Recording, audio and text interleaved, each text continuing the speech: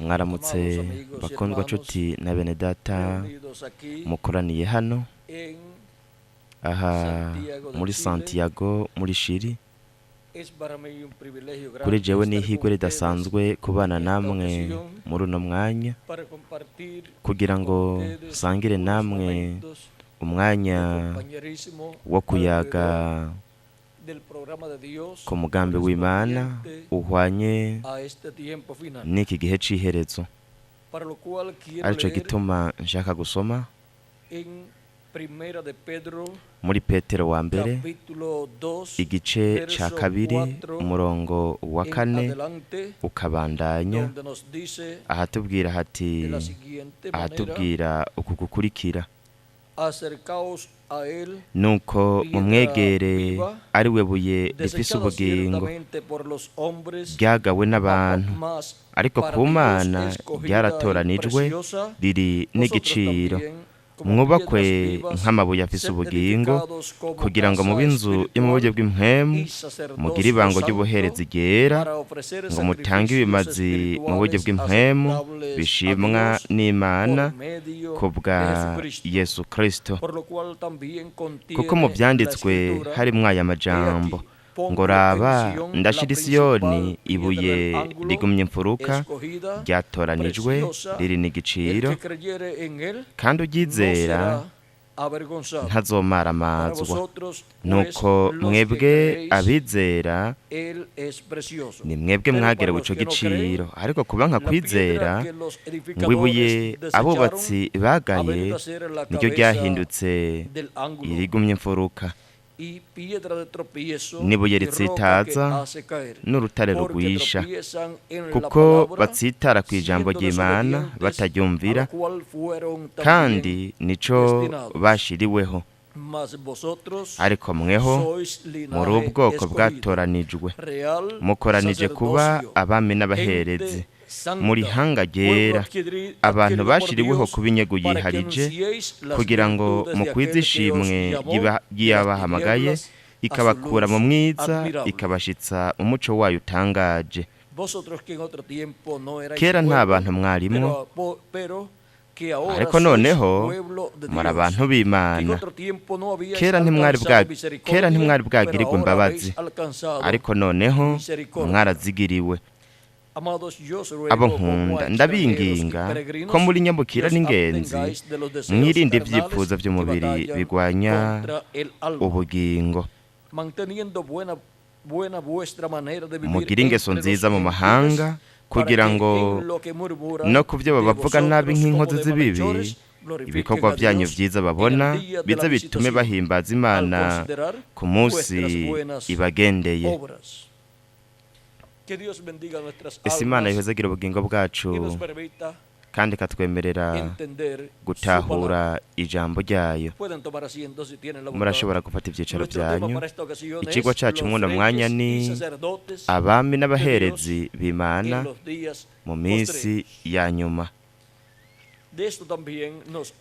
Ivyo kandi nivyo tubwirwa mu gitabo c'Ivyahishuriwe Yohana mu gice ca mbere umurongo wa 5 no 6 havuga hati: no kuri Yesu Kristo icabona co kwizigirwa, imfura y'abari barapfuye, uganza abami bo mw'isi, umwe adukunda, yatubohoje ibyaha byacu amaraso yiwe, akaduhindura ubwami no kuba abaherezi b'Imana yiwe. Ni yose icubahiro n'inganji bibe ivyiwe ibihe bitazoshira. Amen.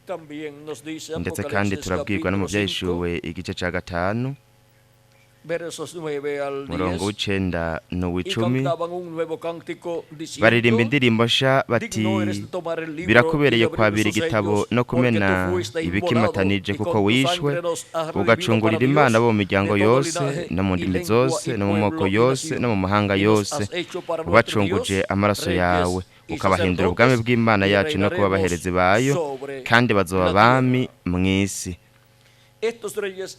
Abo bami n'abaherezi bacunguwe n'amaraso ya Kristo bafise isezerano rya Kristo ko bazoganzanya na Kristo mu nganje y'imyaka igihumbi hamwe no mu bihe bidashira. Nico gituma kandi mu vyeshuro Yohana igice ca 20 umurongo wa 4 kugeza kwa 6 havuga ngo mbona intebe z'ubwami, mbona abicara kuri zo bahabwa ubucamanza, kandi mbona ubugingo bw'abaciwe amazosi babahora gushingira intahe Yesu n'ijambo ry'Imana. Nibo batasenze ca gikoko canke igishushanyo cacu, kandi ntibemeye gushirwaho ikimenyetso cacu mu ruhanga canke mu kiganza. Babazima bafatanya na Kristo kuganza imyaka igihumbi. Abapfuye bandi ntibabazima iyo myaka igihumbi itarashira. Uko niko kuzuka kwa mbere. Uri mu mugabane wo kuzuka kwa mbere arahiriwe kandi ni wera. Urupfu rwa kabiri ntirugira ububasha ku bameze batyo, ariko bazoba bahereza b'Imana na Kristo, kandi bazofatanya nawe kuganza iyo myaka igihumbi. Aha turabonye mu gitabo cy'ibyahishuro Yohana yuko hariho urutonde rushasha rw'ubuherezi mu nganje y'ubwiza y'imyaka igihumbi. Urutonde rw'ubuherezi ruzoba urutonde rushasha, kandi uru nirwo rutonde rwa Melkisedeki. Urutonde rwa Melkisedeki ni urutonde rw'ubuherezi rwo mu ngoro iri mu ijuru, rwagiye ruza rugaragara ngaha ku isi, uva mu ntambo kuja mu yindi, uva no mu gihe uja mu kindi, kandi bakomeje gucungurwa n'amaraso ya Yesu Kristo, kubera ko bakomeje kuza mu mibiri ipfa ibora y'igihe gito, nuko baronka mpwemu yo ngaha ku isi. Nico gituma bakeneye kuva ku bwa kabiri. Abo bantu ari nabo ari abo mu rutonde rw'ubuherezi rw'ingoro iri mu ijuru. Kandi ibyakomeje kuba ni bya bine nyene muherezi mukuru yakora ku munsi w'impongano buri mwaka, umunsi w'icumi w'ukwezi kw'indwi kwa buri mwaka, nibyo Kristo yamye akora mu ijuru, kandi yamye yingingira abo bose begukira urwo rutonde rw'ubuherezi bwo mu ijuru. Nimurabe ingene umuherezi mukuru yabikora mu ngoro. Igice ca 16 mu Balewi haravuga ngo uharabarira Mose hanyuma yo gupfa kwa bana ba Aroni bompi, hamwe bigira hafi imbere y'Uhoraho bakagwaho. Abo bana ba Aroni bagiye ahera ha cane, bajanye umuriro bakuye hanze kuwutangira Imana, nuko barapfa, kuko ntibashobora gutangira ibintu bakuye hanze bakabitangira Imana, ariko vyaterezwa kwa nk'uko Imana yabiteguye. Rero Imana iraheze bwira Mose ikintu c'ingirakamaro cane. Haravuga ngo uharabarira Mose ati barira Aroni mukuru wawe yoye kwama yinjira igihe yigombeye cose ngo aje ahera hirya ca gihuzu gikinze imbere ya wa mutemero wo guhongerako urumitse kuri ya sanduku hejuru, kugira ngo ntapfe, kuko nzosurukira kuri uwo mutemero wo guhongerako ndi muri ca gicu. Mbega niho Imana yagaragarira ahera ha cane, ni ku mutemero wo guhongerako, ikagaragara mu ico gice c'umuco canke inkingi y'umuriro. Umuco wa Shekina niho yagaragarira ngaho. Rero Imana iraheze bwira umuvugishwa n'Imana Mose yuko Aroni atokwinjira mu ico kibanza igihe cose kugira ngo ntapfe. Iraheze mushiriraho umunsi ubwo ategerezwa kwinjiriraho. Umunsi yamushiriyeho wari umunsi w'icumi w'ukwezi kw'indwi kwa buri mwaka, niho umuherezi mukuru yinjira ngaho kugira ngo ajane amaraso y'impongano, kugira ngo anwanishe ubwoko bw'Abaheburayo n'Imana, no kugira ngo ananwanishe abandi baherezi.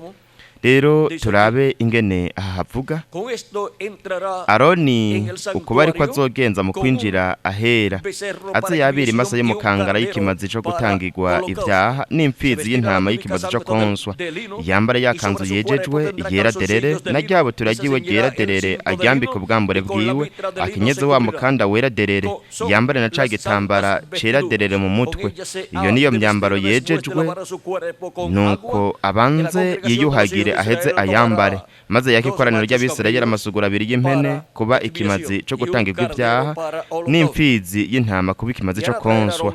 Aroni aheze yigize hafi y'amasa y'ikimazi cyo gutangirwa ivyaha yo kwitangirira impongano be n'urugo rwiwe, no kuvuga ngo we nyene ubwiwe hamwe n'inzu yiwe y'abaherezi, ari nabo ari abakomoka muri Aroni. abaherezi hamwe kandi ababafasha bari abalewi ari nabo kandi bakomoka mu muryango umwe ubwo Aroni nawe nyene avamwo.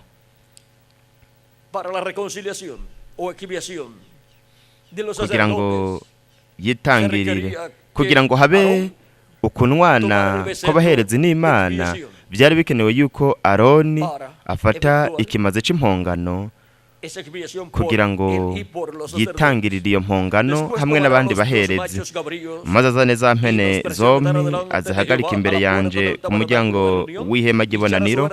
Aroni aheze apfindire izo mpene zompi, ubupfindo bumwe bwerekane yanje, ubundi bwerekane iyo gusendwa. Maze yigize hafi iyo mpene yerekanwe n'ubupfindo ko ari yanje, ayigerere kuba ikimaze cyo gutangirwa ibyaha, ariko imwe yerekanywe ko ari iyo gusendwa ihagarikwa imbere yanje ikidora, kugira ngo yatirirwe kw'ivyaha irungirwe kuba iyo gusendwa mu bugaragwa. Aroni aheze yigize hafi y'amasa y'ikimaze cyo gutangirwa ibyaha yo kwitangira kw'impongano bono urugo rwiwe, impongano y'umuherezi mukuru hamwe n'abandi baherezi abakomoka muri Aroni. Murabe ingene yatangwa ajanye amaraso y'ikimasa, ayaba yafashwe nk'impongano y'umuherezi mukuru n'abandi baherezi. Amaraso y'iyo masa yateruza kujanwa ahera ha cane, nubwo yatangirwa mw'ibaraza, ariko hanyuma amaraso yayo yajanwa n'umuherezi mukuru ahera ha cane. Rero habandanye havuga hati Aroni aheze yigize hafi y'amasa y'ikimazi cyo gutangirwa ibyaha yo kwitangira kw'impongano bene urugo rwiwe, no kuvuga ngo umuryango wiwe, abakomoka muri bo b'abaherezi, akerere iyo masa y'ikimazi c'ivyaha yitangiriye, yabire icotero acuzuza amakara y'umuriro akuye ku gicaniro aho nyene imbere yanje, agende yujuje amashi imibavu iseye igogoye y'ibintu bimoga, no kuvuga ngo aje ahera ha cane avyinjiza hirya ca gihuzu. Iyo mibavu ayishire kuri uwo muriro aho nyene imbere yanje, kugira ngo umwotsi w'iyo mibavu utwikire wa mutemero wo guhongerako uri hejuru ya vya bishinganahe, kugira ngo ntapfe. Igihe umuherezi mukuru yinjira ajanye icotero, ari naco yajana k'umuriro, amakara ari k'umuriro akayajana ku cotero, yinjira ahera ha cane, nuko agafata amashi yuzuye imibavu iseye neza akayishira muri ico cotero. Nuko icotero kubera ko caba kiriko amakara ari karaka, aho iyo mibavu yacisha, nuko hakaduga umwotsi. Nk'igihe ibintu bituriwe haraduga umwotsi, rero haca haduga umwotsi ugakwira ugatwikira umutemero wo guhongerako wose. Aho niho Imana rero yigaragaza mu muco wa Shekina, kuko Imana yari yavuze yuko izogaragarira mu gicu ikagaragarira ku mutemero wo guhongerako. Rero ibyo byose Aroni yaterezwa kubikora, kuko mu bundi buryo yari gupfa yinjiye ahera ha cane. Nk'uko bapfuye abana biwe babiri, aribo binjira bajanye umuriro bakuye hanze, batajanye umuriro wateguwe n'Imana. Kandi yabire ku maraso ya yamasa ayacucagiza urutoke kuri uwo mutemero wo guhongerako ku ruhande rw'iburasirazuba, atekwa yacucagiza urutoke nyene imbere y'iyo ntebe ibihatangabondwi. Aheze akerere ya mpene y'ikimazi, no kuvuga ngo hanyuma yarasohoka akava ahera ha cane, agasubira mw'ibaraza, nuko agahindura impuzu, hanyuma agakerera isuguru y'impene y'impongano imwe, ubupfindo bwerekana ko ari iy'Uhoraho. Nuko hanyuma agafata amaraso y'isuguru y'impene, akongera kandi agahindura impuzu, akambara impuzu zera izari zaramugenewe kwinjirana ahera ha cane, kuko ntiyashobora kujana izindi mpuzu, ariko yajana izo nyene zera. Nuko akajana amaraso y'impongano y'isuguru y'impene, akongera kandi akayanyanyagiza ku mutemero wo guhongerako, nk'uko yaba yabigenje ku maraso y'ikimasa. reka turabe. Kandi yabire aheza akerere ya mpene y'ikimazi cyo gutangirwa ibyaha by'abantu, yinjirane amaraso yayo hirya ca gihuzu, ayagenze nk'uko yagenjeje amaraso ya yamaso, yacucagire kuri wa mutemere wo guhongerako bo n'imbere yawo. Uko niko azoba atangiriye ahera impongano kubw'ubuhumane bw'Abisirayeli no kubw'ibicumuro byabo n'ibyaha byabo byose, kandi aba ariko agirira n'ihema ry'ibonaniro riri hagati yabo mu buhumane bwabo. Rero kubera ko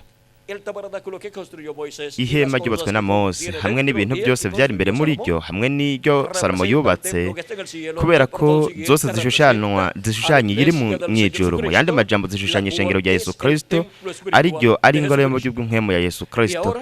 Rero turabe ngaha ikintu Pawulo atubwira kugira ngo ntibiduce hejuru.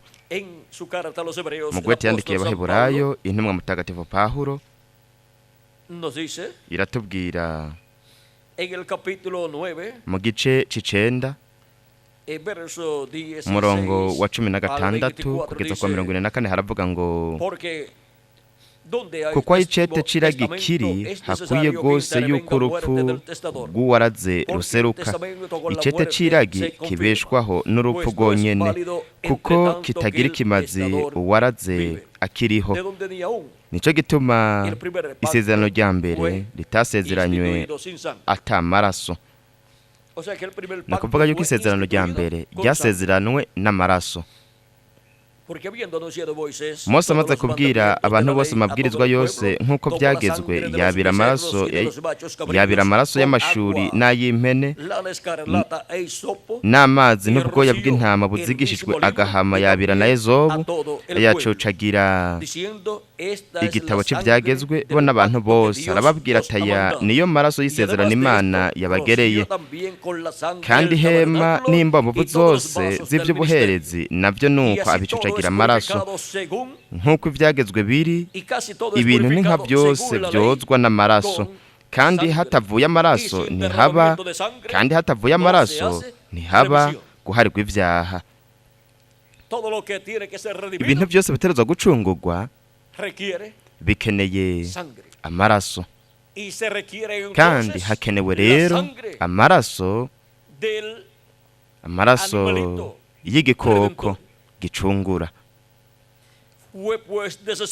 Nuko byari bibereye kw'ibigereranyo by'ivyo mu ijuru byozwa n'ivyo bimazi. Ibishushanyo by'ibintu byo mu ijuru ni ukuvuga ngo ibintu byose byari biri hariya mu ngoro, ibikoresho byo mu ngoro hamwe n'ibintu byose byari biri hariya mu ngoro byacocagirwa amaraso, ndetse n'abantu nyene ubwabo. Kandi ibyo n'ishusho n'ingero y'abazococagirwa n'amaraso ya Yesu Kristo.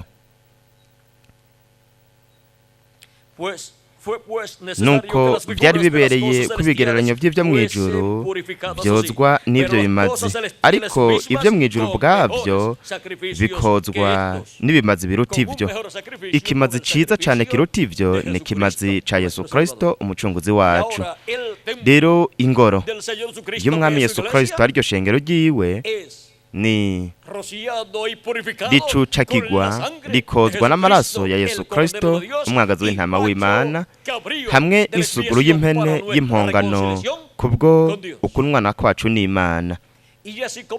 Kandi nk'uko umuherezi mukuru yingingira abantu akoresheje amaraso y'ikimasa, ayo yitangira we nyene bwiwe n'abandi baherezi, rero mwitegereze namwe ingene ivyo bimazi byose, caba ikimazi c'isuguru y'impene n'ikimazi c'ikimasa c'umuherezi mukuru ndetse n'abandi baherezi, ivyo bimazi byose bishushanya ikimazi ca Kristo. Rero biciye mu maraso ya Kristo, abaherezi bo mu rutonde rwa Melkisedeki bakomeje kuza ngaha kw'isi uhereye mu minsi ya Yesu kugeza n'ubu. Turabona ko bacungurwa bakanwanishwa n'Imana biciye mu maraso y'umukundwa wacu umwami Yesu Kristo. rero murabona ko el orden sacerdotal urutonde de rw'ubuherezi Melquisedec rwa Melikisedeki ha estado pasando por este planeta rwamye ruca Tierra. ngaha ku mubumbe w'isi, kandi Nuestro Melquisedec, Melikisedeki wacu umuherezi mukuru w'ingoro y'Imana iri mu ha ijuru estado haciendo lo mismo que el yakomeje sumo gukora sacerdote bya bindi nyine hacía en la umuherezi mukuru tierra, yakora en el ku templo isi terrenal, mu ngoro yo ku isi. haciendo intercesión al sumo sacerdote. Umuherezi mukuru yingingira Los sacerdotes y abaherezi, estaba haciendo intercesión kandi iyo con la abariko sangre arabingingira del becerro, akoresheje amaraso y'ikimasa ayanyanyagije mu kibanza cyo kubingingira ku mutima wo guhongerako inshuro ndwi. Rero murabe Kristo yamye ari mu ijuru muri ino myaka 2000 yaheze, kandi n'ubu aracari hariya atwingingira yingingira abantu. Rero murabe ingene yingingira abantu mu ijuru, yingingira abo bose bo mu rutonde rwa Melikisedeki, aribo bahungu n'abakobwa b'Imana abagize ishengero ry'umwami Yesu Kristo. Nico gituma Petero atubwira yuko twebwe turi abaherezi. Mbega nabo mu rutonde rw'ubuherezi no rwa Melikisedeki, ariko rutonde ruhoraho ni urutonde rwo mu ngoro iri mu ijuru. Nico gituma mu kuza ngaha ku isi byabaye ngombwa ko tuba mu ngoro yo ngaha ku isi ishushanya ingoro iri mu ijuru, kandi ingoro yo ngaha ku isi ishushanya ingoro iri mu ijuru ni ingoro yo mu buryo bw'impwemu y'umwami Yesu Kristo, ari ryo shengero ryiwe. Rero Petero aratubwira ico dukora hano nk'abaherezi muri ino ngoro ya Yesu Kristo. Haravuga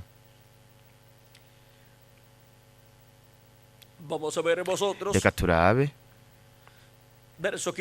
murongo Petero wa mbere igice cya kabiri murongo wa 5 haravuga ngo mwubakwe nk'amabuye afise ubugingo, kugira ngo mu b'inzu yo mu buryo bw'impwemu mugire ibango ry'ubuherezi ryera. Murabe mw'iyo nzu yo mu buryo bw'impwemu, kandi iyo nzu yo mu buryo bw'impwemu, iyo nzu y'ubuherezi ariryo shengero rya Yesu Kristo, iriko irubakwa kugira ngo mu b'inzu yo mu buryo bw'impwemu mugire ibango ry'ubuherezi ryera, ngo mutange ibimazi mu buryo bw'impwemu bishimwa n'Imana ku bwa Yesu Kristo.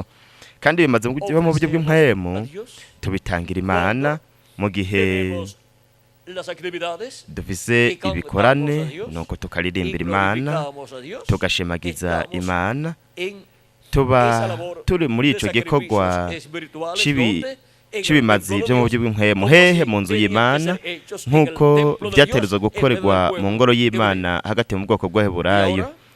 Rero habandanya havuga ku murongo w'icenda n'igice nyene Petero wa mbere igice cya kabiri umurongo w'icenda haravuga ngo ariko mweho muri ubwoko bwatoranijwe, mukoranije kuba abami n'abaherezi. Mbega ni uwuhe muryango w'ubuherezi? Ni wa Melikisedeki, ni umuryango uhoraho, kandi urwo nirwo rutonde rw'ubuherezi ruzoba ruhari mu nganji y'imyaka 1000. Muri hanga ryera abantu bashiriho kuba inyego yiharije kugira ngo mukwize ishimwe giye bahamagaye, ikabakura mu mwiza ikabashitsa mu muco wayo utangaje. Kandi igihe turiko turamenyekanisha uburanga bw'iyaduhamagaye ikadukura mu mwijima ikadushira mu muco, tuba turiko turakora nk'abaherezi bo mu rutonde rwa Melikisedeki.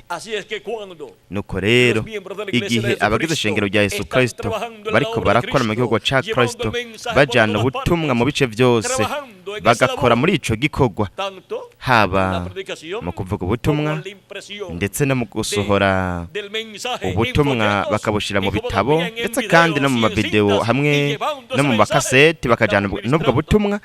Tuba turiko turakora nk'abaherezi bo mu rutonde rwa Melikisedeki mu ngoro ya Yesu Kristo, ariryo shengero ryiwe. Murabe igikorwa c'abaherezi bo mu rutonde rwa Melikisedeki, igikorwa c'abahinduwe n'amaraso ya Kristo bakagirwa abami n'abaherezi. Kandi mu nganje y'imyaka 1000 mu buryo bugaragara tuzoganza inosi turi nk'abami bo mu rutonde rwa Melikisedeki, kandi nk'abaherezi bo mu rutonde rwa Melikisedeki igice cyose cy'iyobokamana kizoba kijejwe bande abaherezi bo mu rutonde rwa Melikisedeki, kuko igice cy'iyobokamana cyo mu nganje y'imyaka igihumbi hamwe n'ibihe bidashira gihuye n'urutonde rushasha, urutonde rwa Melikisedeki hamwe n'abana biwe, kuko abana biwe ni abaherezi b'umuherezi mukuru, abana b'abaherezi b'umuherezi mukuru, nk'uko abana ba Aroni bari abaherezi, Aroni nawe akaba umuherezi mukuru. Rero Yesu Kristo ni umuherezi mukuru. Melikisedeki wo mu ngoro iri mu ijuru, abana biwe nabo aribo arabizera Kristo, bamwakiriye nk'umucunguzi wabo, bakozwe ibyaha byabo mu maraso ya Kristo, bakaronka mpemu yera, bavutse nk'abaherezi bo mu rutonde rwa Melikisedeki. Ubugingo bwabo bwavuye ku Mana mu ijuru kuri Melikisedeki wacu. Nicyo gituma turabo mu rutonde rw'ubuherezi rwa Melikisedeki, urutonde rusha ruzoba ruhari mu nganje y'imyaka igihumbi, rujejwe igice cyose cy'iyobokamana muri ubwo bwami. Kandi kubera ko kandi Melikisedeki wacu ari umwami w'isanzure ryose, abana ba Melikisedeki nabo nyine n'abami. Kubw'ivyo rero tuzoganzanya na Kristo hamwe na Melikisedeki wacu, umwami w'isanzure n'umwami w'isi. Mu yandi majambo, tuzoganzanya nawe kuko turi abana biwe. Mu yandi majambo, natwe turi abami. Ubwo niko rutonde rw'intwaro mu nganje y'imyaka igihumbi. Kandi mwitegereze impamvu byabaye ngombwa ko duca ngaha ku isi, kugira ngo Melikisedeki atwingingire twese mu ijuru, mu ngoro y'Imana iri mu ijuru, nuko duheze bityo ducungugwe. Nicyo gituma Kristo yamye akora igikorwa ciwe c'ubuherezi bukuru, kugira ngo atunwanishe n'Imana. Twategerezwa kuza ngaha ku mumbe w'isi, kandi twaraje. Kandi nubwo twaje turi mu mubiri upfa ubora w'agahe gato, Yesu Kristo yamye ari mu ijuru, mu ngoro y'Imana mu ijuru, atwingingira, yingingira twebwe twese, bityo agaheza akatunwanisha n'Imana. Twegukira urutonde rw'ubuherezi bwo mu ijuru, ndetse kandi n'urutonde rw'intwaro iyo mu ijuru. Kandi turabami, turabaherezi bo mu rutonde rwa Melikisedeki. Rero turabonye urutonde ruzoshirwaho mu nganje y'imyaka igihumbi rwo arigo, ni urutonde rwa Melikisedeki. Kandi urwo rutonde nirwo rurimwo abacunguwe n'amaraso y'umukundwa wacu umwami Yesu Kristo bose. Ubu turabami kuko yatugize abami, kandi turi n'abaherezi. Kandi mu buryo bw'impwemu ubu niho ibyo byose biriko birabera, ariko mu nganje y'imyaka igihumbi mu buryo bugaragara, mu buryo buboneka, bizokora bigaragare mu buryo buboneka. Nuko rero byose mu nganje y'imyaka igihumbi ya Kristo, byose bizoba byisunga Kristo, Melikisedeki wacu, umuherezi mukuru wo mu ngoro iri mu ijuru, ndetse kandi n'umwami w'amajuru n'isi. Byose bizisunga Kristo hamwe n'abana biwe, ari nabo kandi arabami n'abaherezi, kuko icari yanakigize twebwe. We yatugize icari n'umwami, natwe yatugize abami, n'umuherezi mukuru, natwe yatugize abaherezi. Mwibuke ko abaherezi abakomoka muri Aroni nibo bafasha umuherezi mukuru, nibo bakorana, nibo bakora mu ngoro yashizweho ku isi. kandi uko niko biri no mu ngoro y'Imana. Turabo mu rutonde rw'ubuherezi rwo mu ngoro iri mu ijuru, kandi ibyo bishushanwa mu ngoro yo mu buryo bw'inkemu ya Yesu Kristo ariryo shengero ryiwe. Ibyo niho bigaragarira aho dukorera nk'abaherezi bo mu rutonde rwa Melikisedeki, kandi ni naho Yesu Kristo ubwiwe Melikisedeki wacu muri mpwemu yera niho yamye yigaragariza uva mu ntambo kuja mu yindi, uva no mu gihe uja mu kindi ahakorera, nk'uko umuherezi mukuru nawe nyene yakorera haba hanze akanakorera n'ahera na rimwe mu mwaka. No kuvuga ngo umunsi umwe mu mwaka yakorera ahera ha cane.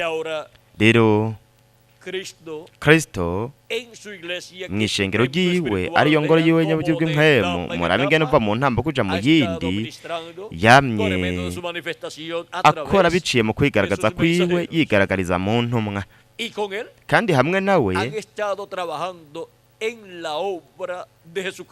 bakomeje gukorana mu gihugu ca Kristo, abaherezi, abahungu n'abakobwa b'Imana bunze ubumwe na Yesu Kristo mu gikorwa gihwanye na buri gihe.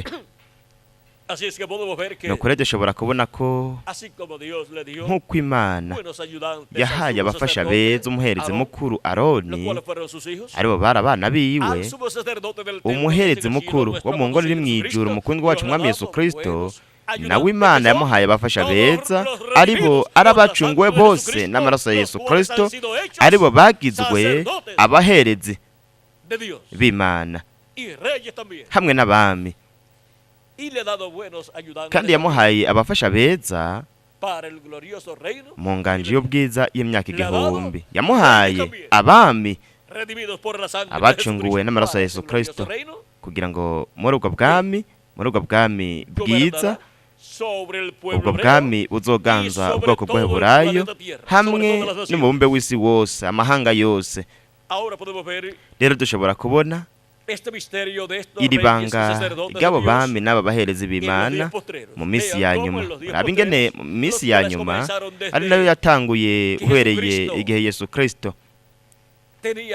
yari afise hagati y'imyaka 4 n'imyaka 7 y'amavuka, kuko misi ya nyuma imbere y'Imana ku biremwa abantu ni ibihumbi vya nyuma, arivyo 5,500, 6,000 hamwe n'ikihumbi c'indwi, kubera ko umunsi umwe imbere y'Umwami Imana ni nk'imyaka 1000 ku biremwa abantu. No kuvuga umunsi umwe imbere y'Imana ku biremwa abantu ni umunsi umwe w'ikihumbi, no kuvuga ngo umunsi umwe w'imyaka 1000.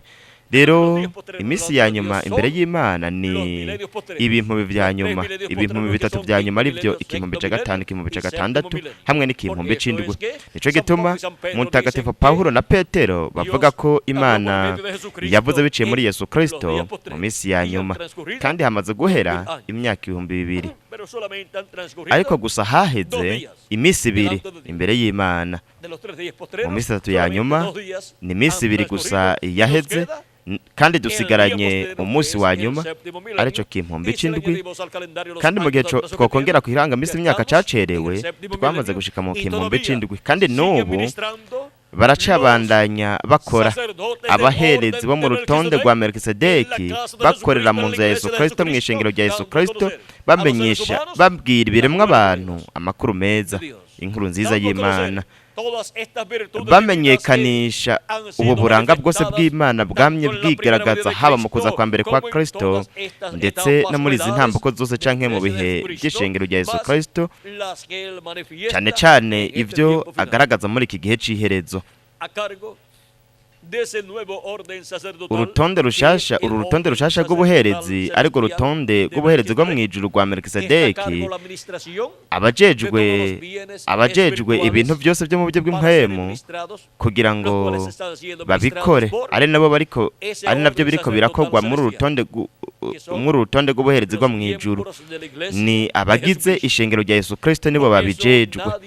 Kubw'ivyo rero nta wundi muntu afise uburenganzira bwo kurongora, bwo kugaba ibintu byose byo mw'ijuru, kiretse abahungu n'abakobwa ba Melikisedeki, aribo bogejwe n'amaraso ya Kristo, kandi bagizwe abaherezi n'abami bo mu rutonde rwa Melikisedeki. nico gituma igikorwa cyo kuvugwa k'ubutumwa bwiza cyahawe bande, cyahawe ishengero ry'umwami Yesu Kristo, kuko niryo rifise urutonde rw'ubuherezi bwo mu ijuru kugira ngo rirongore ibintu byo mu buryo bw'impwemu, ibirongore ku kiremwa muntu. Rero turabonye ko uva mu ntambo kuja mu yindi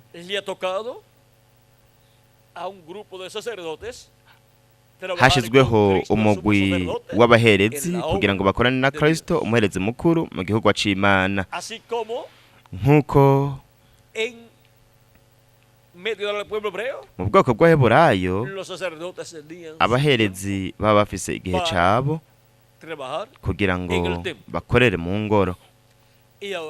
Rero mwitegereze namwe igikorwa cose abaherezi bakora caba gihuye n'igikorwa c'umuherezi mukuru, cyategerezwa kuba gihuye n'igikorwa umuherezi mukuru yakora, kuko niwe mutwe canke umurongozi w'urwo rutonde rw'ubuherezi. Uko niko rero bimeze mu rutonde rw'ubuherezi rwo mw'ijuru, rwo mu ngoro iri mw'ijuru. Buri mumarayika ntumwa muri buri ntambuko yahawe igihe ciwe kugira ngo akorere hamwe na Melikisedeki umuherezi mukuru wo mu ngoro iri mw'ijuru. Rero ku munsi wa nyuma naho mwitegereze namwe dushobora kubona ko mu minsi ya nyuma bakomeje gukorana n'umuherezi mukuru Melikisedeki. Abaherezi bahawe gukorera muri buri gihe. Rero dushobora kubona yuko kwigaragaza kwa Yesu Kristo muri mpemu yera muri buri mumarayika ntumwa kwabaye kwigaragaza kwa Melikisedeki, ukwigaragaza k'umuherezi mukuru, kandi hamwe nawe yari kumwe n'abafasha abaherezi bakoranye na Kristo mu gikorwa gihwanye na buri gihe. Kandi muri iki gihe c'iherezo naho Kristo umuherezi mukuru wo mu ngoro iri mw'ijuru, Melikisedeki wacu, akorera kuri uno munsi wa nyuma nk'uko yakoze mu ntambuko ndwe canke mu bintu by'ishengero ry'abanyamahanga bihuye na hera h'ingoro yo mu buryo bw'impwemu ya Kristo, ari nabyo kandi byashushanijwe ahera h'ingoro yubatswe na Salomo hamwe n'ihema ryubatswe na Mose.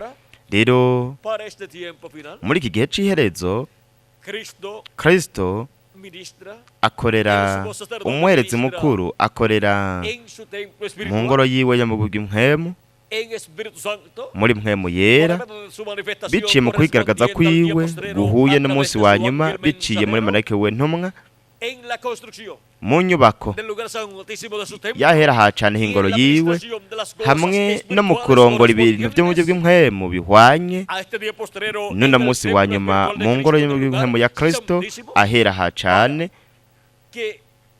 kugira ngo mu gikorwa cyo kunwanisha abantu Kristo ariko arakora mu ijuru, anwanisha abana biwe bose, inzu yiwe yose, umuryango wiwe wose, natwe nk'uko twarose ukunwana n'Imana ko mu buryo bw'impwemu, nuko tukaronka umubiri musha, umubiri wa teofaniya. Ni ukuvuga ngo ino mpwemu nshasha yavuze yuko azoduha impwemu nshasha hamwe n'umutima musha, kandi yaranasezeranye kuduha umubiri musha. Rero kugira ngo habe ukunwana kuboneka, ukunwana k'umubiri, unwana n'Imana, ubwo tuzoronka ugucungurwa k'umubiri, aho tuzoronka uguhindurwa, ndetse mu yandi majambo tukaronka umubiri musha. Kristo yinjira ahera hacane h'ingoro yiwe yo mu buryo bw'impwemu, ni ukuvuga ngo mu ishengero ryiwe, nuko agakorera ngaho biciye muri marayika we ntumwa, kandi a su ángel mensajero ari kumwe na marayika wiwe ntumwa, mwitegereze namwe, estarán todos los escogidos de Dios n'abatunijwe n'Imana bose niho bazoba bari, ari nabo kandi ari abaherezi, bazoba bariko barakora mu gikorwa gihuye n'umunsi wa nyuma, ariko lo que corresponde al lugar santísimo, ugukora ibihwanye n'ahera ha cane n'ugukora igikorwa a esa etapa del gihuye lugar n'iyo santísimo, ntambuko y'ahera ha cane, puede venir la kugira ngo resurrección hashobore de los kuza muertos umuzuko en bapfuye Cristo, bizera y la Kristo hamwe no transformación de guhindurwa nosotros kwa los que twebwe abakiri bazima es Cristo. ni Kristo, nuestro Melquisedec, ni Melikisedeki wacu, y él ministra en la etapa del kandi wakorera mu ntambuko y'ahera ha cane h'ingoro yiwe yo mu buryo y bw'inkwemu, nos da la fe, akaduha la ukwizera revelación guhishurirwa para ser transformados kugira y ngo elaborados duhindurwe en este tuzamurwe tiempo. muri iki gihe Nos c'iherezo, ministra la revelación aduha divina de los uguhishurirwa siete kw'Imana truenos de kw'imituragaronwe mu Apocalipsis byahishuro capítulo bw'igice 10, c'icumi, que es la revelación ariko divina guhishurirwa del séptimo kw'Imana sello, la kw'ikimatanije revelación c'indwi, divina uguhishurirwa de la kw'Imana venida de kukuza Cristo, kwa como kabiri el kwa Kristo, león de la tribu de nk'intare Judá, mu muryango como wa rey Yuda, de reyes, nk'umwami señor de w'abami señores, n'uganza abaganza en su obra mu gikorwa de ciwe reclamo. co kwisubiza ivyiwe. Y Kandi esa es la revelación uko niko guhishurirwa, que uko niko guhishurirwa hará kuzotuma que los muertos en Cristo abapfuye sean bizera Kristo resucitados bazuka en cuerpos bari mu eternos, mibiri y ihoraho, nosotros los que vivimos natwe bakiri seamos bazima transformados. tuzoca duhindurwa.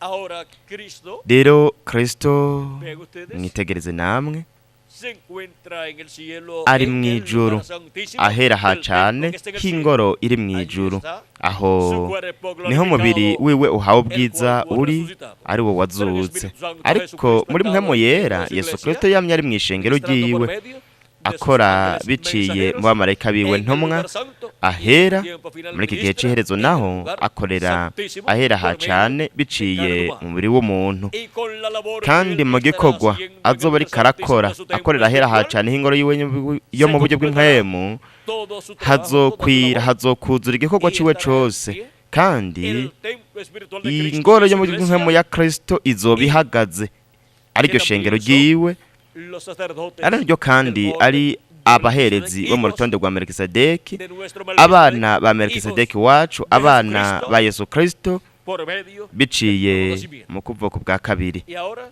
Rero vean ustedes cómo mwitegereze namwe los ingene hijos abana de Jesucristo, ba Yesu Kristo los redimidos por la sangre de abacunguwe Cristo, n'amaraso ya Kristo, los cuales han ari bo nacido de nuevo, bavutse bwa kabiri, siendo hijos kuba del ari segundo abana ba Adán, Adamu wa por kabiri, consiguiente mu yandi son majambo ni sacerdotes también. abaherezi Nuevo orden bo mu rutonde que rusha, estará funcionando ruzoba en la ruriko tierra rurakorera ku isi físicamente mu también buryo durante bugaragara el reino, mu nganji y'imyaka igihumbi.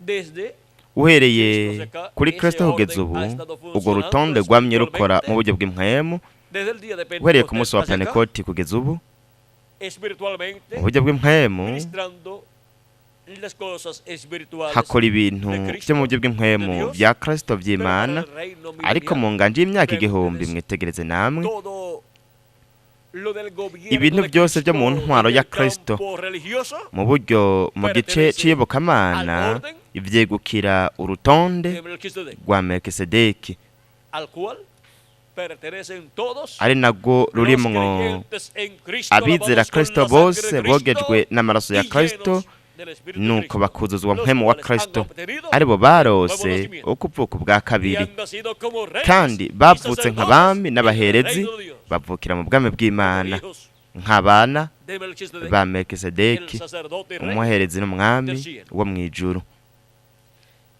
el cual apareció a Abraham ari y we le dio yeretse pan, Aburahamu akamuha y vino, umutsima na lo cual vino, muestra aribyo vyerekana que le aparecería ko azokwiyereka a la siguiente uruvyaro espiritual de rwo mu buryo Abraham, bw'inkwemu rwa celestial de Aburahamu, Abraham, uruvyaro rwo mu buryo bwo mu ijuru, uruvyaro rwo mu ijuru rwa Aburahamu, según ndetse la carne, kandi n'uruvyaro es rwiwe rwo mu el buryo pueblo bw'umubiri, hebreo. ariryo hanga ry'Abaheburayo. Y para este tiempo final, Kandi muri iki gihe nos está c'iherezo dando azoduha atwihe wenyene ubwiwe, para que podamos kugira ngo ser transformados dushobore y guhindurwa llevados a la casa de tujanwe nuestro mu Padre. rugo rwa data wacu celestial. uba mu ijuru. Por eso es que Nico él, gituma en este tiempo final, we muri iki gihe siendo c'iherezo el verbo, kuba la palabra, ari ijambo nos dará ijambo azoduha Nos dará wenyene ubwiwe, azotwiha, su palabra, azoduha ijambo y ryiwe, obtendremos kandi tuzoronka vuba nuestra transformación. uguhindurwa kwacu. porque esa palabra que kuko él iryo nos dará jambo azoduha y estará hecha carne en nuko nosotros, rikazoba umubiri hará muri que twebwe rizotuma seamos transformados. duhindurwa Así como nk'uko la palabra que había recibido ijambo Abraham aburahamu yari y yarose también ndetse kandi na sara obró en ellos, y ryakoreye muri alrededor bo de esa palabra nuko vino kuri iryo jambo el rejuvenecimiento haje de ellos ubuyabaga para tener el bwabo hijo kugira ngo prometido. baronke umwana Y w'isezerano alrededor de la palabra kuri iryo jambo rero naryo que él nos da en este tiempo aduha muri iki se gihe materializará nuestra transformación hazigaragaza que él uguhindurwa kwacu prometido. uko yasezeranye O sea que todos los que ni ukuvuga serán yuko transformados abazohindurwa bose habrán recibido bazoba esa palabra barakiriye iri jambo llamada también ryitwa la gran kandi voz de trompeta ijwi rirengaje o inzamba trompeta canke inzamba de Dios. y'Imana Y así es como uko niko rero Cristo Kristo ministra para nosotros en el lugar santísimo adukorera twebwe ahera ha cane akadukorera ibyo dukeneye kugira ngo duhindurwe tujane na Kristo mu mazimano y'ubukwe bw'umwagazi w'intama.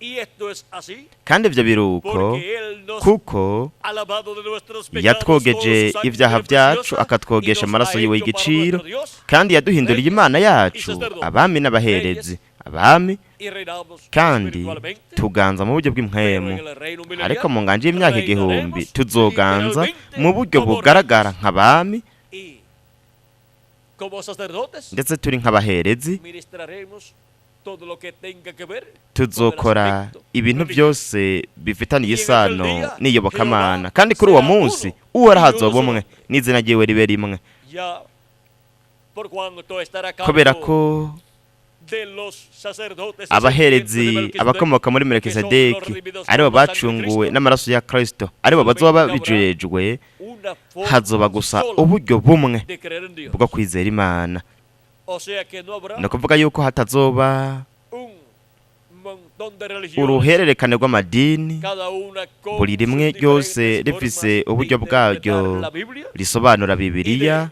ndetse creer en Dios, nuko ryizera cada Imana una con sus buri dini formas rifise o sus uburyo concepciones canke intelectuales uburyo de quién es Dios, biyumvira dónde Imana Dios iyo y ariyo cuántas n'ingene personas Imana la imeze n'abantu bagize Imana Zakariya, muri no Zakariya dice en aquel día haratubwira Jehová yuko kuri uwo será munsi uno uhoraho y uno azoba umwe solo. n'izina ryiwe ribe O rimwe sea que la ni ukuvuga yuko enseñanza inyigisho será zizoba zihari monoteísta. zizoba ari inyigisho zigisha Imana imwe rudende Imana imwe gusa La enseñanza inyigisho del Dios z'Imana de Abraham, ya Aburahamu de Isaac ya Isaka y de Jacob. na Yakobo Oye Israel, ni mwumve yemwe Bisirayeli el Señor, uhoraho Imana nuestro yacu Dios, uno. niwe uhoraho wenyene Así comienzan nuko los 10 mandamientos. uko niko ibyagezwe Porque 10 segundo le bitangura preguntaron al Señor nicyo gituma igihe Jesucristo, babaza umwami Yesu dinos, Kristo ¿cuál es ati tubwire el primer mandamiento? ibwirizwa rya Comenzó mbere Jesús iryo ari ryo diciéndole, Yesu "Oye, yatanguye Israel, kubabwira ati nimwumve yemwe Bisirayeli uhoraho Imana yacu niwe uhoraho wenyene Ati, kandi mukundishe uhoraho Imana yanyu toda tu alma, imitima yanyu yose con toda tu mente, n'ubugingo bwanyu bwose n'ubwenge bwanyu bwose y el n'inkomezi zanyu segundo zose mandamiento es kandi semejante a irya este, kabiri naryo nyene risa n'iryo amarás ni irihe al Señor, rivuga e riti amarás a tu prójimo mukunde bagenzi como banyu a ti mismo. nk'uko mwikunda. Ahora podemos ver Rero dushobora kubona la enseñanza inyigisho religiosa que habrá z'iyobokamana zizoba durante zihari el mu reino nganji y'imyaka igihumbi y estará a cargo kandi de los sacerdotes de n'abaherezi Cristo, ba son los Kristo redimidos bazoba por la bazijejwe sangre aribo de bacungujwe Jesucristo. n'amaraso ya Yesu Kristo Y kandi toda otra creencia ukundi kwizera uko ariko kose eliminada. kuzokugwaho. Y no solamente eso, Kandi si ico gusa sino que dice la ariko escritura kandi en icanditswe kiravuga Zacarías, muri Zekariya veamos, turabe en el capítulo 14, mu gice ca 14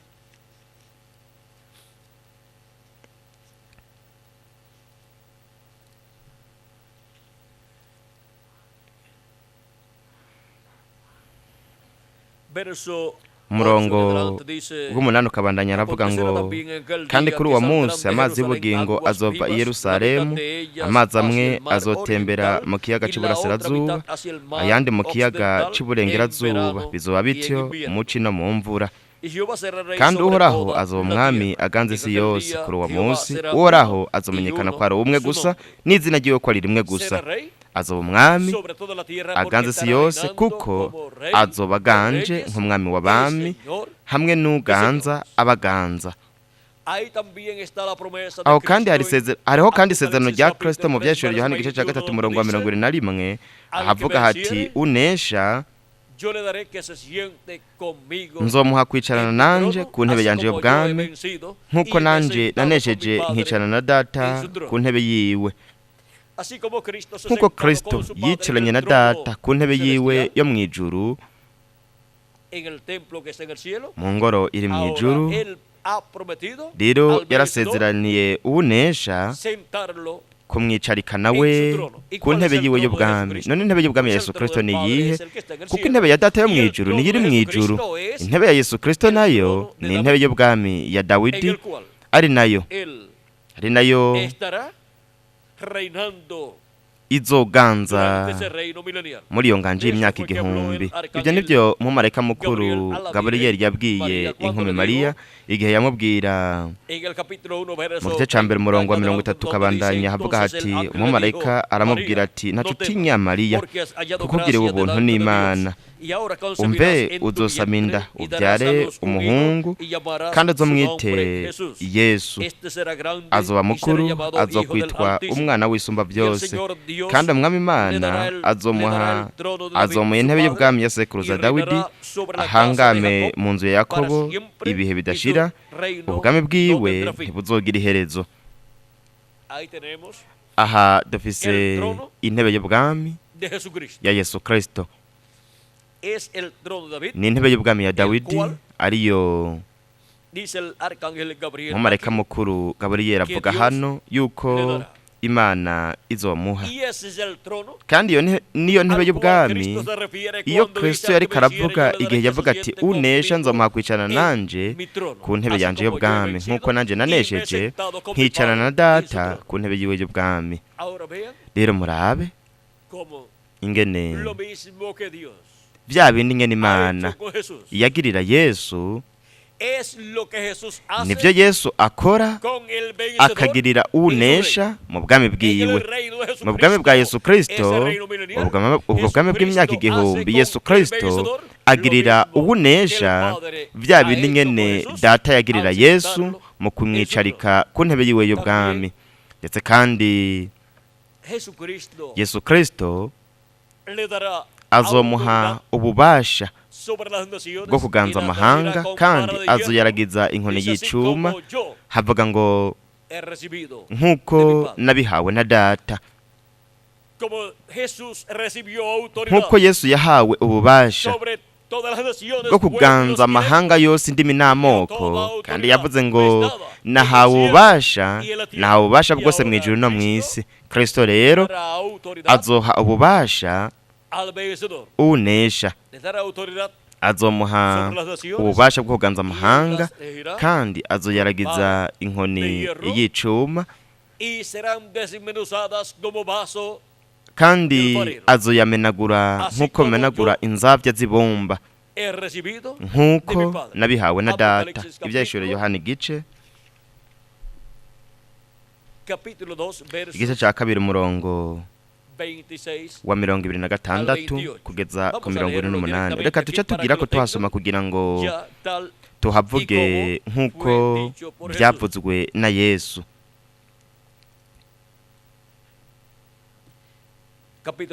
Igice cya 2 umurongo wa 26 kugeza ku 28 haravuga ngo unesha akitondera ibikorwa byanje gashitsa ku iherezo. Uwitondera ibikorwa bya Kristo kugeza ryari? Kugeza ku iherezo. Kugeza ku iherezo ry'ibihe. Intumwa izoba ihari muri ico gihe azoba ari unesha, kandi azoba ari we azoronka kugaragazwa kw'iri sezerano muri we. nzomuha ububasha bwo kuganza amahanga, azoyeragiza inkoni y'icuma, nk'uko bamenagura inzabya z'ibumba, nk'uko nanje nahawe na data. Murabe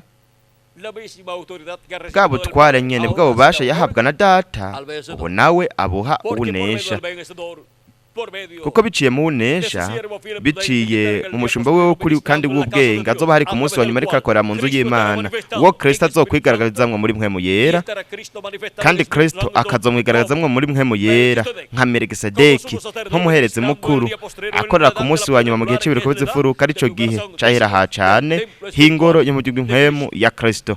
Kubw'ivyo rero ubutware ububasha Kristo yahawe na data buzokwigaragaza biciye umushumba w'ukuri kandi w'ubwenge, biciye mu gikoresho Kristo azoba afise ku munsi wa nyuma, ari wazoba ari marayika wiwe ntumwa. Nk'uko nabihawe na data niko Kristo avuze, nawe azomuha ubutware ububasha bwo kuganza amahanga, abihe uwunesha. Kandi nzomuha ikinyenyeri co mu gaturuturu. None inyenyeri yo mu gaturuturu ni iyihe? Mu byeshuro Yohana igice ca 22 umurongo wa 16 haravuga hati,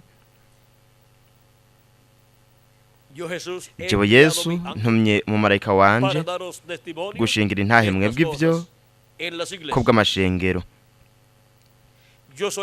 Ni jewe munago w'igiti ca Dawidi, ndi umwuzukuruza wiwe, kandi ndi ikinyenyeri gica ibibatsi co mu gaturuturu. Ivyo bintu bigize Kristo, mwitegereze namwe,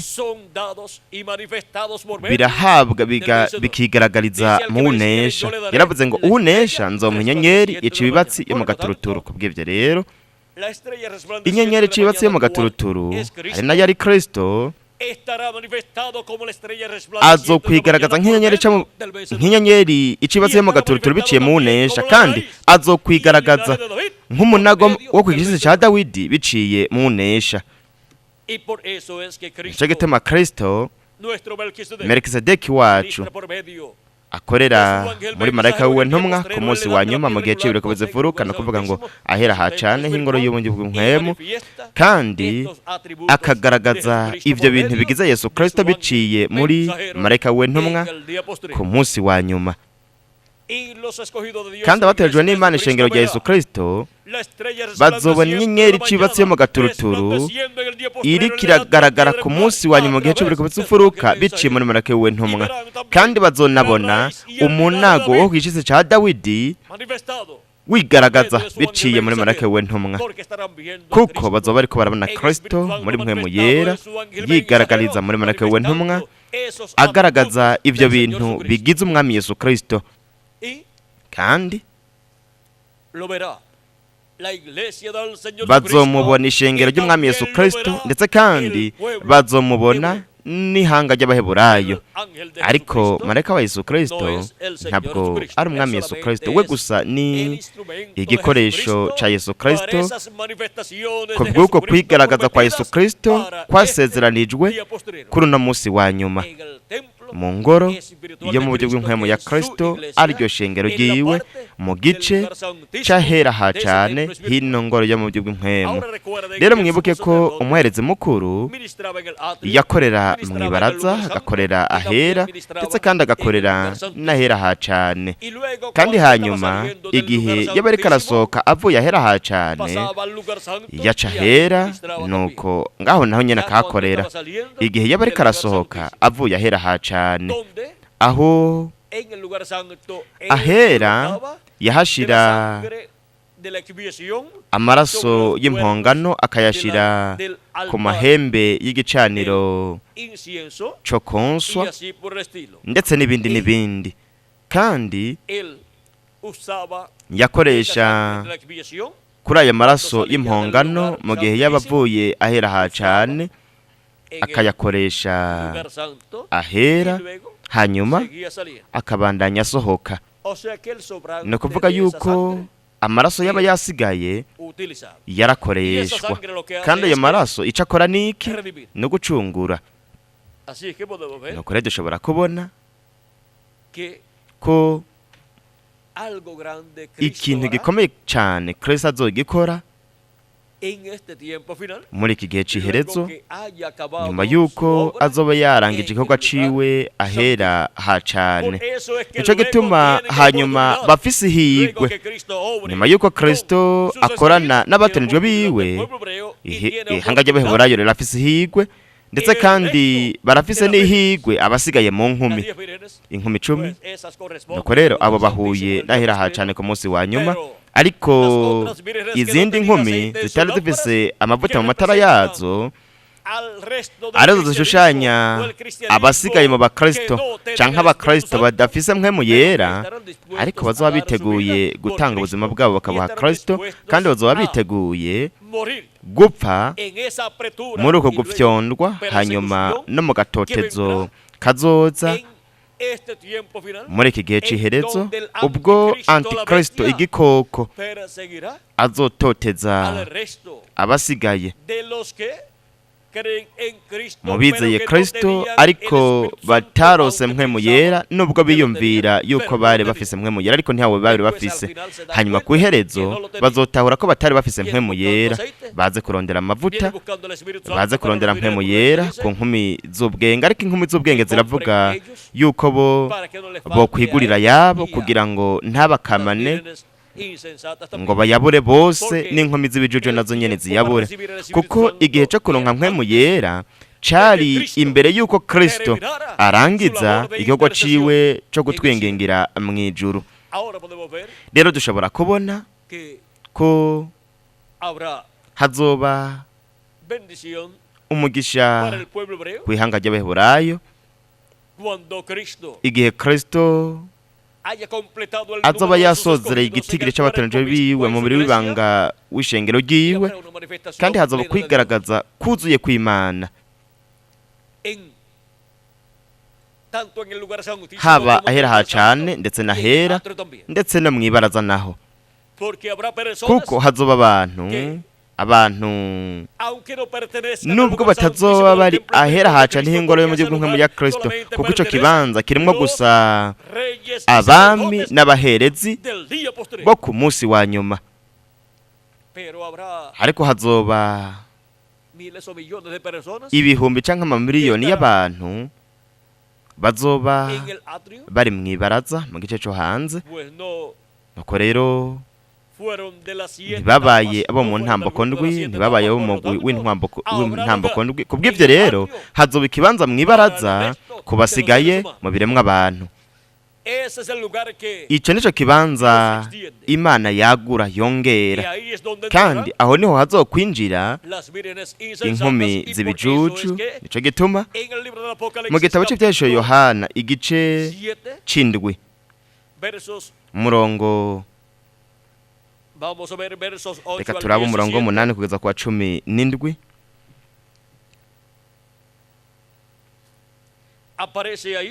aho hagaragara iryo sinzi haravuga umurongo w'icenda kugeza kwa 17 haravuga hati mu vyahishuro Yohana igice c'indwi haravuga ngo hanyuma y'ivyo mbona ishengero ryinshi atawoshobora kuriharura ni ukuvuga yuko ari amamiliyoni bo mu mahanga yose n'imiryango yose n'amoko yose n'indimi zose ni ukuvuga yuko atari abaheburayo kuko nabo mu ndimi zose amahanga n'indimi zose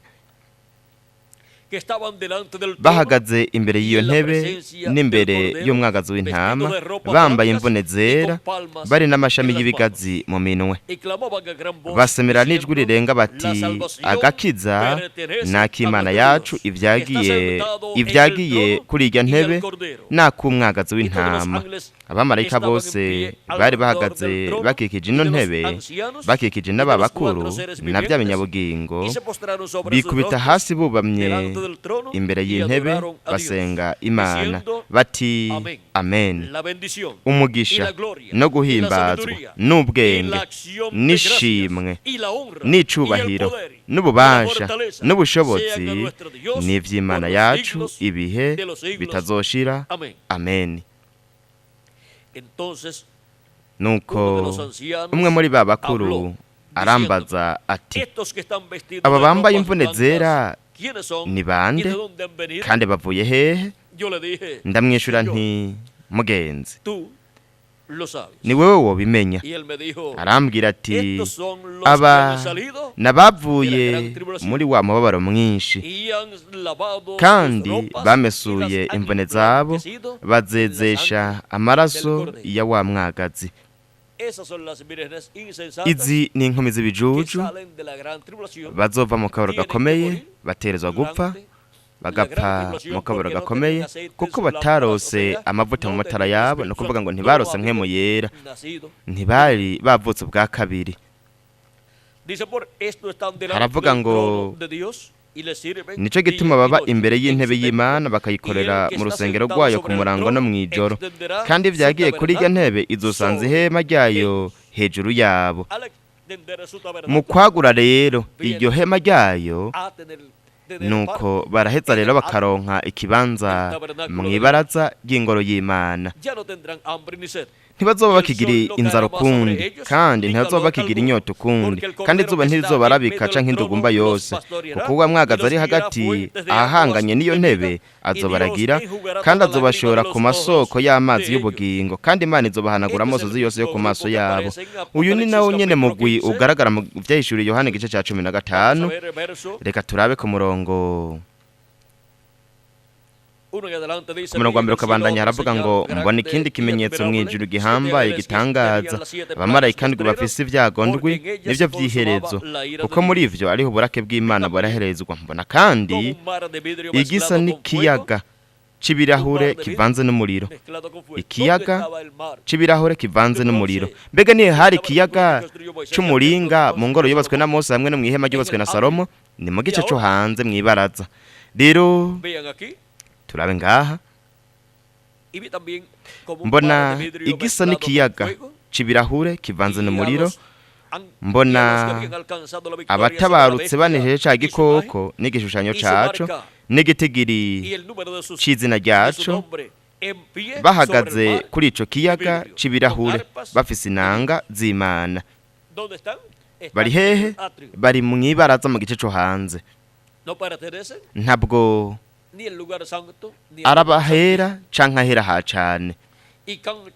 Baririmba indirimbo ya Mose umusavyi w'Imana n'indirimbo ya wa mwagazi, bati ibikorwa vyawe birahambaye kandi biratangaza, Mwami Imana ushobora byose.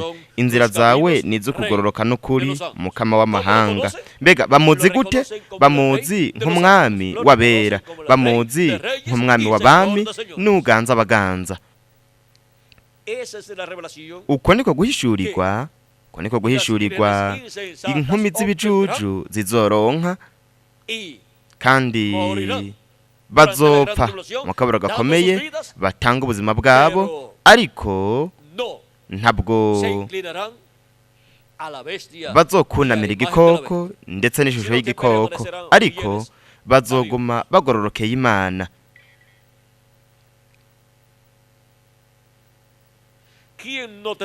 Ninde atogutinya?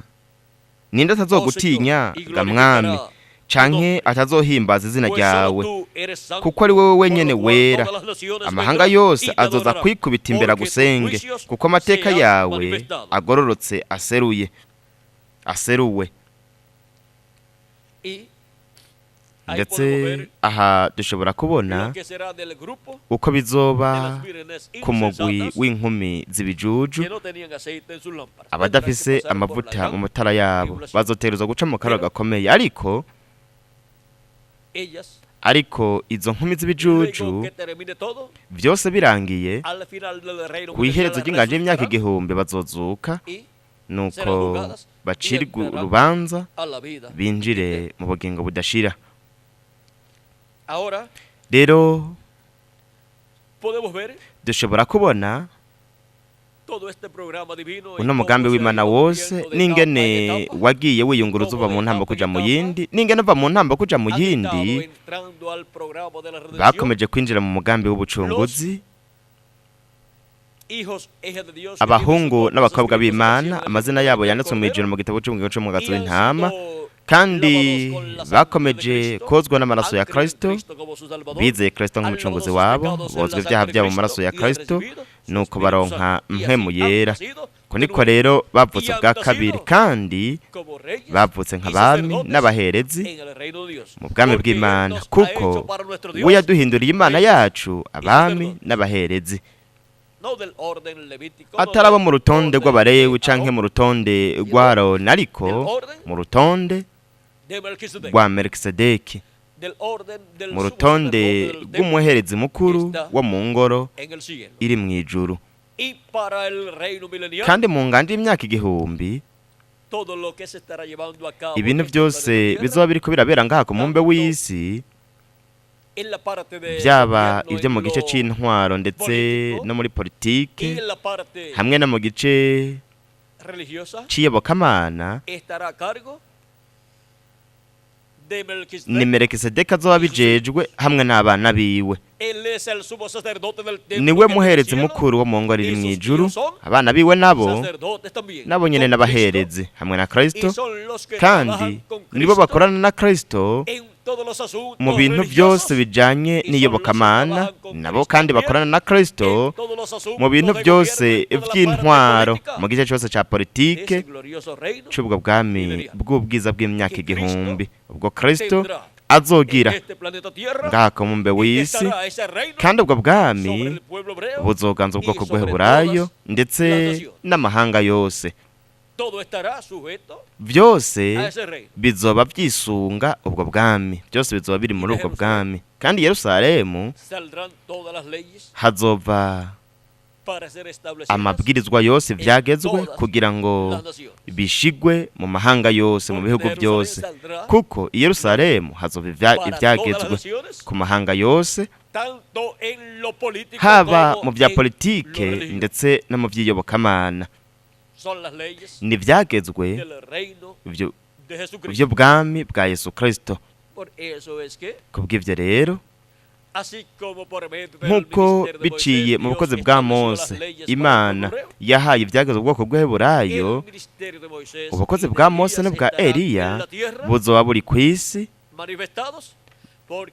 bwigaragaje, kuko Imana izoshiraho, Imana izotanga ibyagezwe byo mu bwami bwayo, ibihe ubwoko bw'Eheburayo ndetse n'ayandi mahanga yose, muri iyo nganje y'ubwiza ya Mesiya y'imyaka 1000. Rero turabonye iri banga ry'abami n'abaherezi b'Imana mu minsi ya nyuma. Byose byamye bigenda biba mu gice mu buryo bw'impwemu, kubera ko abami n'abaherezi b'Imana bo ku munsi wa nyuma barose umubiri wa Teofaniya uhoraho, uwo Kristo yaduhaye, biciye mu kwizera Kristo nk'umucunguzi wacu no kozwa ibyaha byacu mu maraso ya Kristo, hamwe no kuronka mpwemu yera. Uko niko rero yaduhaye umubiri wa Teofaniya wo mu buringanire bwa 6. Kandi nico gituma hakomeje gukogwa igikorwa cyo mu buryo bw'impwemu uhereye ku munsi wa Pantekoti kugeza ubu. Ariko vuba azoduha umubiri uboneka kandi uhoraho, kandi mu mwuzuro tuzogira ishusho na kameremere ka Yesu Kristo no mu buryo bugaragara, dufise umubiri uhawe ubwiza. Nuko rero mu gice kiboneka naho nyene tuzoronka ibikorwa byose bizokorerwa ngaha ku isi, byose bizoba biri mu burongozi, mu ntwaro ya Kristo hamwe n'ishengero ryiwe, Kristo hamwe n'abami biwe n'abaherezi, abo yaduhinduye biciye mu kutwogesha amaraso yiwe, abo yatugize biciye mu kutwogesha amaraso yiwe. Rero murabe ingene abo bami n'abaherezi bariko barategurwa uva mu ntambo kuja mu yindi, bategurirwa iyo nganje y'ubwiza y'imyaka 1000, aho mu buryo buboneka bugaragara tuzoganza nk'abami, kandi tuzokora nk'abaherezi kandi uhereye ku isi, desde ese templo espiritual, uhereye de su muri iyo iglesia, ngoro yo mu buryo bw'inkwema ry'iryo shengero ryiwe, y todo byose niho será bizokorerwa comunicado kandi byose al templo de Dios en el cielo, bizohuzwa n'ibiri mu ngoro y'Imana y mu al ijuru. reino de Dios. Kandi ubwami bw'Imana n'ubwami bw'Imana mu ijuru, ni ukuvuga ko Por medio biciye del templo espiritual, mu ngoro yo mu buryo que bw'inkwemu, es la iglesia de Jesucristo, ariryo shengero aquí rya en Yesu la Kristo tierra ngaha durante ku el reino isi milenial, mu nganje y'imyaka se igihumbi, ministrará todo ibintu del byose templo de Dios niho en el cielo. bizokorerwa ibyo mu ngoro y'Imana yo mu ijuru, nk'uko El tiempo del tabernáculo mu que gihe construyó Moisés, c'ihema el ryubatswe na templo que Mose hamwe construyó n'ingoro Salomón, yubatswe na y todo Salomo, ese tiempo del Antiguo ndetse Testamento, n'akijya giha todas las cose cosas co mu isezerano celestiales rya se kera, ministraban ibintu byose byo mu ijuru vyakora biciye mu ngoro yo ku isi ubwoko bw'Eheburayo bwari bufise. Murabe impamvu Mose tuvo que levantar ese ibyabaye ngombwa tabernáculo, ko yubaka iryo hema, nuko le hablaba a Moisés Imana dentro de ese yavuganira na Mose muri iyo ngoro, muri iryo hema, ahera ha cane el ku propiciatorio desde mutemere wo donde guhongerako, Dios aho niho Imana yigaragariza ikihishurira Mose, nuko ikamubwira ibintu byose Imana yabishaka yuko Mose le diera a conocer amenyesha al pueblo hebreo. ihanga ry'Abaheburayo. Desde allí, Dios dice, me Aho niho Imana ivuga ati niho nzokwiyerekera, kandi lo que tú le nzokubwira tengas que decir al ibintu pueblo byose utegerezwa kubwira ubwoko bw'Eheburayo. Ibyo biri mu gitabo cyo Kuvayo mu gice ca 25. Ahora vean cómo Rero murabe ingene y aquí ngaha Dios muestra Imana yerekana que Moisés ko Mose podía entrar al templo, yashobora al lugar kwinjira santísimo, mu ngoro ahera ha cane en cualquier tiempo. mu gihe icyo ari cyo Pero el sumo cyose, ariko umuherezi sacerdote mukuru no podía. ntiyabishobora.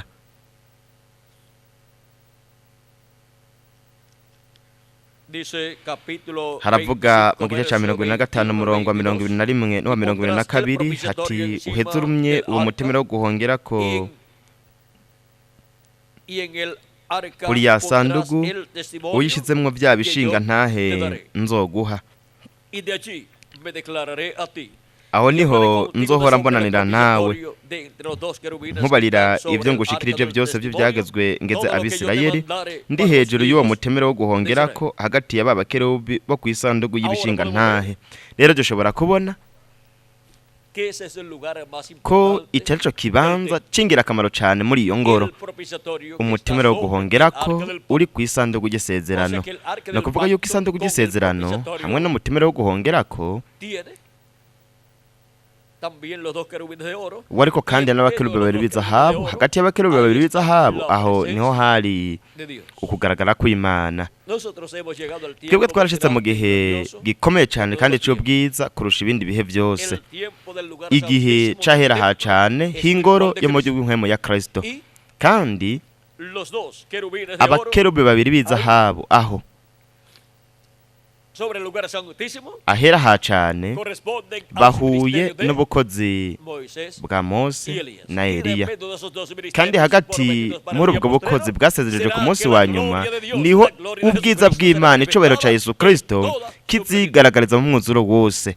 Desde ahí es que Dios Aho niho se manifestará Imana dentro de izigaragariza su iglesia en este hagati tiempo mu ishengero final. ryayo muri iki gihe Y ahí c'iherezo, estará la gloria de kandi aho Jesucristo, hazoba ubwiza bwa Yesu Kristo, icyubahiro ca Yesu Kristo niho de lo kizigaragariza. cual hablaremos Ari navyo tuzovuga en la próxima mu gikorane actividad, igikurikira.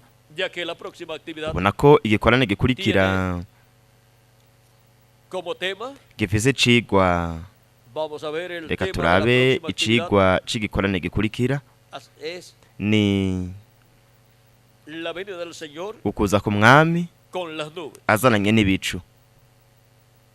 Ese será el tema Ico que estaremos nico cigwa tuza kuraba en la próxima actividad. mu gikorane La gikurikira, venida del Señor ukuza ku mwami azananye n'ibicu. Recuerden que Mwibuke todas ko estas cosas, ibi bintu todas byose estas revelaciones uku guhishurirwa prometidas para kose ser dadas kwasezeranijwe a conocer a los hijos de ko Dios en el kuzobwirwa abana tiempo b'Imana ku munsi wa nyuma, ministradas en el lugar gukorerwa santísimo del ahera templo ha espiritual cane de Cristo, h'ingoro por medio del y'impwemu ya Espíritu Santo, Kristo, Jesucristo en biciye muri Espíritu mpwemu Santo, yera, Yesu a Kristo muri través mpwemu de su yera, mensajero, biciye muri haciendo maraka las we revelaciones ntumwa, nk'uko correspondientes a guhishurirwa cada edad de la guhuye iglesia na buri gihe fueron c'icengero ministradas ry'abanyamahanga por el Espíritu Santo, kwakozwe Jesucristo, na Espíritu Santo, mpwemu por medio yera del Yesu mensajero de Kristo muri calidad. mpwemu yera biciye muri marayika wa buri gihe, nuko hakogwa igikorwa ca Kristo muri buri gihe.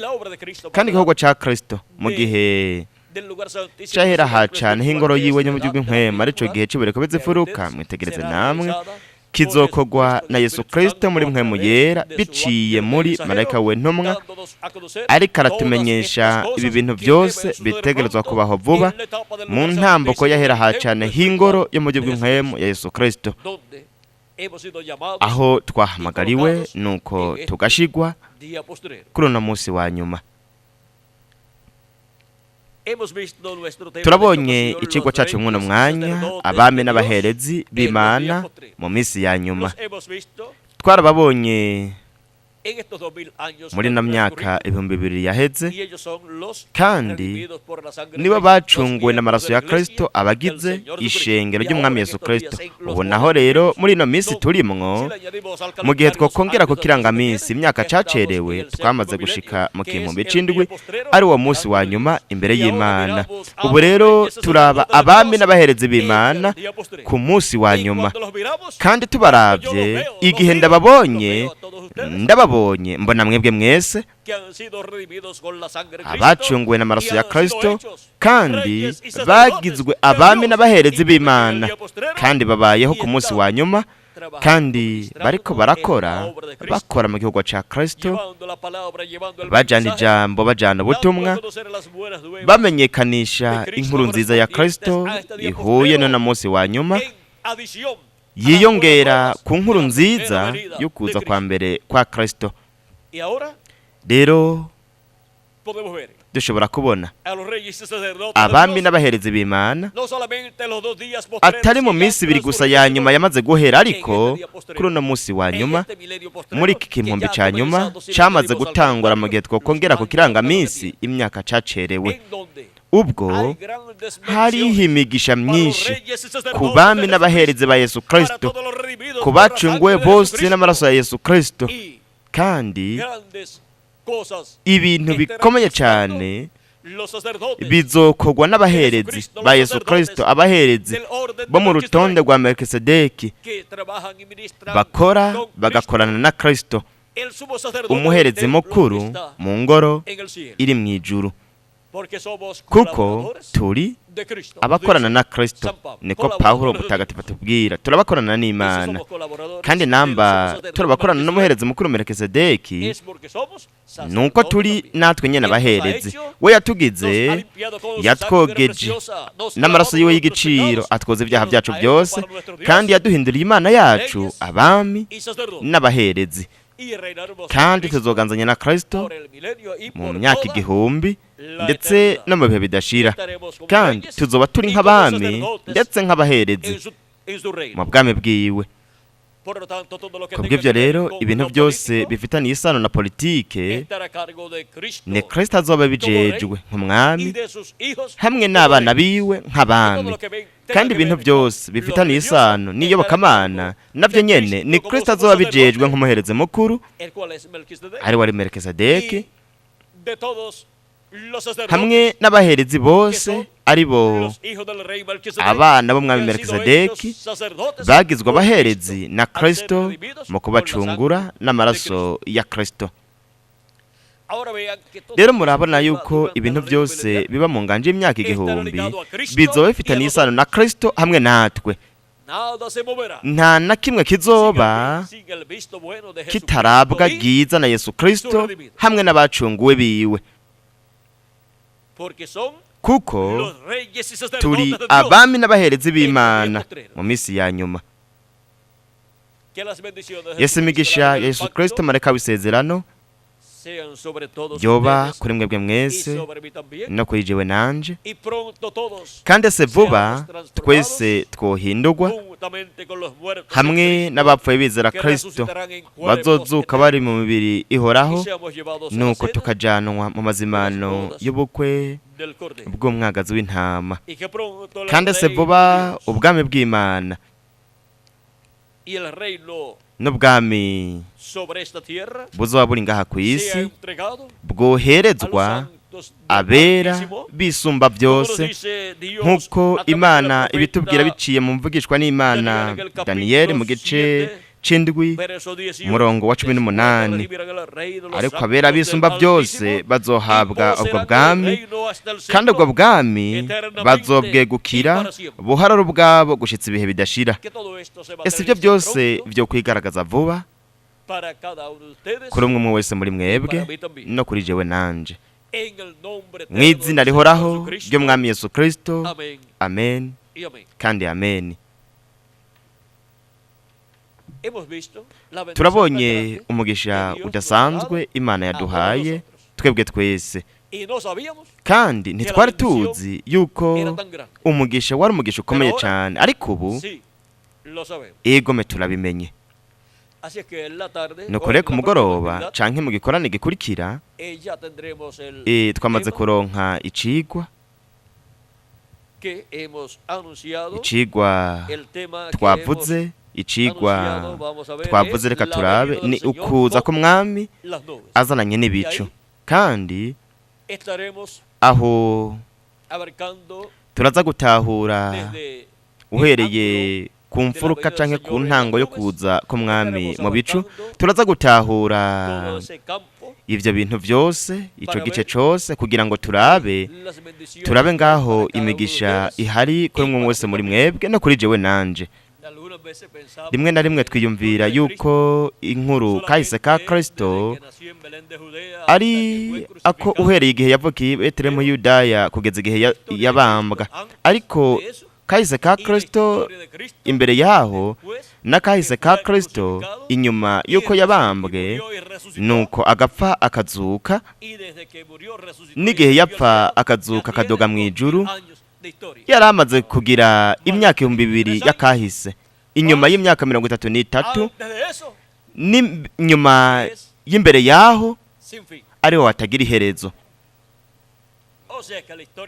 Ni ukuvuga yuko kahise ka Kristo ataraka imyaka 33 gusa, kuko ubwa mbere na mbere jambo yariho, kandi jambo yahoranye n'Imana, kandi jambo yari Imana, kandi jambo yigize umubiri.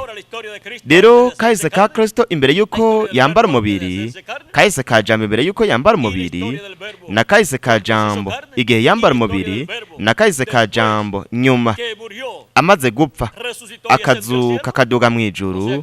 Ni ukuvuga yuko dufise imyaka myinshi canke amamiliyoni y'imyaka yakahise ka Kristo. Ni vyiza. Ubu rero reka dusabe buri gihe kumva kahise ka Kristo.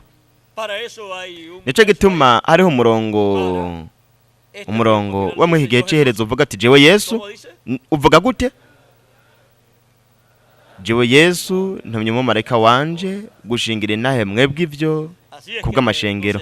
Nuko rero azotumenyesha kahise ka Kristo, akatubwire neza cyane. Aha kandi turi kumwe na mwendata mukundwa Revera Miguel Bermudas Marine kugira ngo abandanye. Ese Imana yobandanya kubahezagira mwese, kandi turabonana mu gikorane gikurikira aho tuza kugira icigwa ukuza k'umwami azananye n'ibicu. Ese Imana yobandanya kubahezagira mwese.